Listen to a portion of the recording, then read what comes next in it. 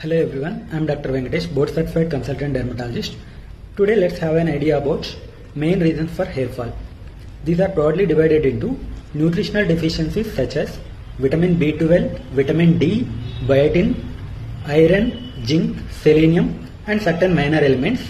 Number 2, genetic or familial, also called as androgenetic alopecia.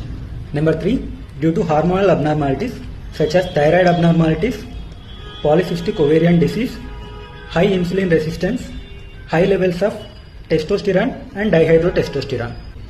Number 4, medications such as anti-cancer agents, chemotherapy or radiotherapy.